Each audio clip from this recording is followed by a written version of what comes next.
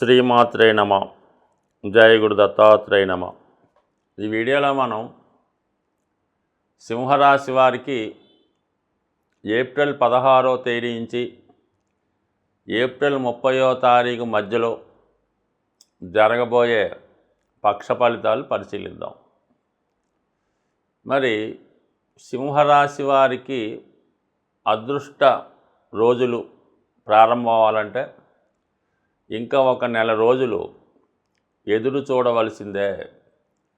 ప్రస్తుతం చాలా గ్రహాలు ఈ రాశి వారికి వ్యతిరేక స్థానంలో ఉండడం జరుగుతూ ఉంది.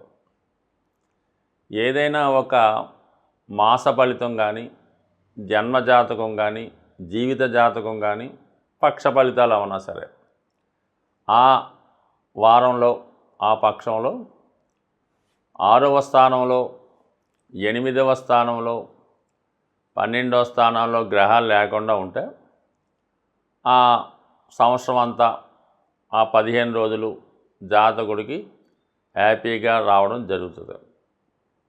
అటువంటిది ఒక 4 గ్రహాలు అష్టమ స్థానంలో, ఒక గ్రహం 12వ స్థానంలో, ఇవన్నీ కూడా జాతకుడి మీద అధికమైనటువంటి ఒత్తిడిని కలగజేస్తూ ఉంటాయి. జాతకుడు ఎంత శక్తివంతంగా పోరాడినా దాన్ని ఫుల్ఫిల్ చేయలేకపోతుంటాడు. సో ఈ విధంగా మరి ఇప్పుడు ఈ పరిస్థితిని, ఇప్పుడున్నటువంటి అష్టమంలో ఉన్నటువంటి గ్రహాల్ని ఎదుర్కోవాలంటే జాతకుడికి ఉన్నటువంటి ఏకైక ఆయుధం రాస్యాధిపతి రవి. ప్రస్తుతం భాగ్యస్థానంలో ఉచ్చలో అత్యంత బలవంతుడై ఉన్నాడు. దీనివలన మీకు వచ్చినటువంటి అవకాశాలు, పదవి ఏదైనా సరే అది మీ దాకా రాకుండా అనేక మంది శత్రువులో, ఇతరులో ఎవరో ఒకరు మీకు అడ్డుగా నిలబడి ఆ పదవి మీకు రాకుండా ప్రయత్నం చేయడం జరుగుతూ ఉంటుంది. ఒక పదవే కాదు, మీకు కాలేజీలో సీట్ అవ్వచ్చు, ఏదైనా ఒక ఉద్యోగ ప్రయత్నం అవ్వచ్చు, ఉద్యోగంలో ప్రమోషనే అవ్వచ్చు. కనీసం మీ యొక్క పెద్దవారితో వారు ఏదన్నా మీకు ఇవ్వాలనుకున్నా, అంటే తండ్రి గారు అవ్వచ్చు, తాతగారు అవ్వచ్చు, మీకు ఏదైనా ఆస్తితో ఏదో ఇవ్వాలన్నా అది ఇవ్వనివ్వకుండా చాలామంది మీ యొక్క బంధువులే అడ్డుకోవడం జరుగుతూ ఉంటుంది. అంటే సింహరాశి వారికి ఏమైందంటే వారి జీవితంలో ఎంతసేపు కూడా ఇతరుల కోసం, అంటే ఇతరులంటే ఎందుకు మనం సాయం చేస్తాం? తల్లి, తండ్రి, అన్నదమ్ములు, అక్క చెల్లెలు, వాళ్ళ పిల్లలు, పెద్దనాళ్ళు, చిన్ననాళ్ళు, వాళ్ళ పిల్లలు, అంటే వీళ్ళంతా కూడా బంధువులే అవుతారు. కానీ అది మీరు, మీ భార్య, మీ కడుపున పుట్టిన పిల్లలు, వారు మీకు సొంత వారు అవుతారు. మిగతా వాళ్ళంతా కూడా బయట వాళ్ళే అవుతారు. అయితే మీకేమవుతుంది? ఈ బయట వాళ్ళ, సొంత వాళ్ళ అన్న భేదం ఏమీ లేకుండా అటు అందరు బంధువుల్ని సమానంగా చూస్తారు. వారికి ఏ సహాయం వచ్చినా మీరు ఆదుకోవడం జరుగుతూ ఉంటుంది. కానీ ఈ సమయంలో ఇప్పుడు ఎవరైతే మీ దగ్గర నుంచి ఉపకారం పొందారో, ఇప్పుడు మీకు ఈ హోదా, పదవి వచ్చినా కూడా ఎవరైతే లాభపడతారో వారే మీకు ఆ పదవి రానివ్వకుండా, ఆ హోదా రాకుండా మిమ్మల్ని ఇబ్బంది పెట్టడం జరుగుతూ ఉంటుంది. ఇప్పటికైనా మీరు ఆ విషయాన్ని గమనిస్తే ముందు మీ జీవితంలో పైకి వచ్చే అవకాశం ఉంటుంది. కాబట్టి మరి ఇప్పుడు రవి ఉచ్చలో ఉన్నాడు కాబట్టి ఏదైనా పోతే పోద్ది, మొహమాటం పోద్ది, బంధుత్వం పోద్ది, ఏం పోద్ది, మీరు ఉన్నతికి రావడం ఇంపార్టెంటు, మీ కుటుంబాన్ని పైకి తీసుకురావడం ఇంపార్టెంట్. దానికోసం ఈ బంధువులు, ఈ స్నేహితులు వీళ్ళందరినీ పట్టుకుంటే మిమ్మల్ని మీరు అన్యాయం చేసుకున్నవారు అవుతారు. ఎప్పటికైనా మీరు మేల్కొని ఏదైతే ఒక ట్రాష్ ఉంటుందో, చెత్త, అది బంధువర్గమా, మిత్రులా, స్నేహితులా, మీ అలవాట్ల, మీ కంపెనీ ఏదన్నా అవనవండి, వాటిని అన్నిటినీ కంపల్సరీగా దూరం పెట్టి నిర్మోహమాటంగా మీరు పోరాడితేనే మీరు ఉన్నత స్థాయికి రాగలరు. ఇప్పుడున్నటువంటి ఈ పరిస్థితిని మీరు ఎదుర్కొని నిలబడే ప్రయత్నం చేయగలరు. సో ఇది ఖచ్చితంగా మీరు సాధించండి. ఇదే సమయం అంటే సుమారు ఒక నెల రోజుల పాటు ఈ రవి ఉచ్చులో ఉంటాడు కాబట్టి మీకు రావాల్సినటువంటి ఆస్తి అయినా, పదవైనా, హోదా అయినా, ధనమైనా, చివరికి మీరు ఇచ్చిన డబ్బైనా కంపల్సరిగా మొహమాటం లేకుండా పోరాడండి. అది మీకు లభిస్తుంది. ఈ అవసరాలకి మీకు పనిచేస్తుంది. అంటే ఏం లేదు, ఈ నెల రోజుల్లో మీరు పోరాడితే మరి సరిగ్గా ఒక నెల రోజుల తర్వాత గురువు ఏకాదశ స్థానంలోకి వస్తాడు. అప్పుడు మీకు ఈ ఫలితాలు అప్పుడు అంతాయి. మనం ఏం ప్రయత్నం చేయకుండా మాకు ఇది రావాలి, మా నాన్న ఆస్తి ఇవ్వాలి, మా తాతగారు ఇది ఇవ్వాలి, మా మామగారు ఇది ఇవ్వాలంటే ఏమి రాదు. పోరాడితేనే ఒక నెల రోజుల్లో మీకు అది వస్తుంది. కాబట్టి కంపల్సరీగా ఇప్పటి నుంచే ప్రయత్నం చేయండి. బంధుత్వం పాడైనా అది మీకు ఇంపార్టెంట్ అనుకుంటే మీరు ప్రయత్నం చేయండి. లేదండి మాకు బంధువులే ఇంపార్టెంటు, వారే బాగుండాలి, నేనేమైనా పర్లేదనుకుంటే కామ్గా మాట్లాడుకుంటా ఏమీ చేయకుండా రోజు సూర్య నమస్కారం చేసుకుంటే హ్యాపీగా మీ జీవితం హాయిగా సాగుతుంది. సాధారణంగా గ్రహాలు మారినప్పుడు వాటి ప్రభావం ప్రతి ఒక్కరి మీద మంచి చెడు కూడా రావడం జరుగుతూ ఉంటుంది.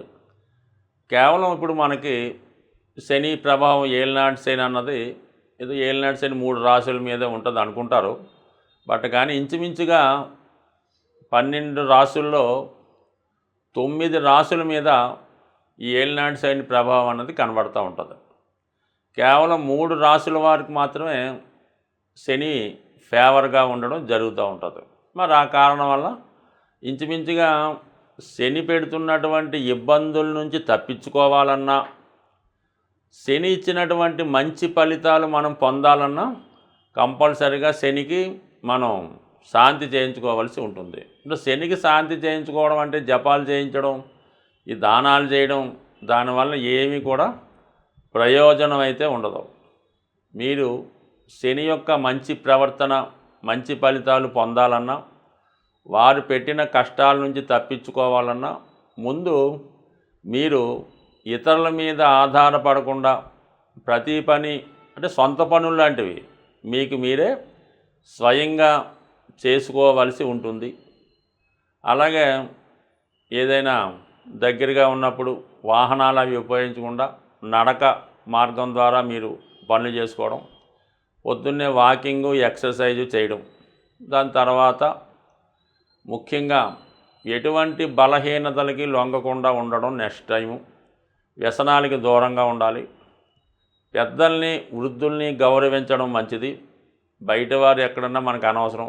మీ కుటుంబంలో ఎవరైనా వృద్ధులైన వారు అంటే వారు పనులు వారు చేసుకోలేకుండా ఉన్నవాళ్ళు ఎవరైనా ఉంటే వారికి మీరు ఏదో రకంగా సహాయం చేయడం మంచిది. అంటే వాళ్ళ మనస్తత్వం ఒక చిన్నపిల్లవాడు మనస్తత్వంలా ఉంటుంది కాబట్టి వారికి సమయానికి ఆహారం అందించడం, వాళ్ళకి ఏమైనా బిస్కెట్లో ఏదో కావాల్సినవి మంచినీళ్ళు దగ్గరగా ఉంచడం, సమయానికి మందులు దగ్గరుండి వేయించడం. పెద్దగా పూర్వంలాగా మీరేమి సేవలు చేసి అక్కర్లేదు. వాళ్ళని సావధానంగా పరామర్శించి మంచి మాటలతో వాళ్ళని సంతోషపెట్టిన శని భగవానుడి యొక్క అనుగ్రహం కలుగుతుంది.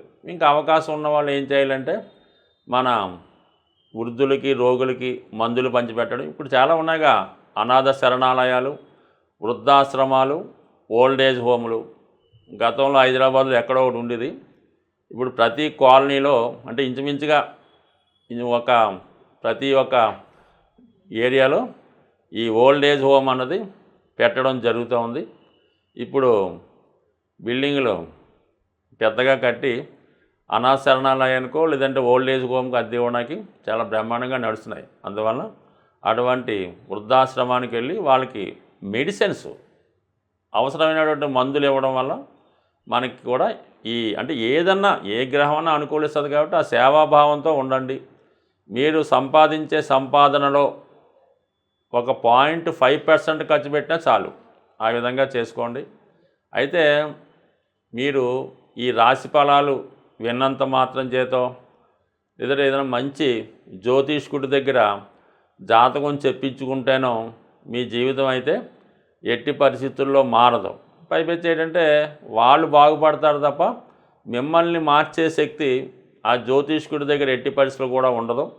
అందువల్ల మీరు జాతకం చెప్పించుకుంటే జీవితం మారిపోద్ది, పెళ్ళిళ్ళు అయిపోతాయి, ఉద్యోగాలు వచ్చే మాత్రం ఒట్టి భ్రమ.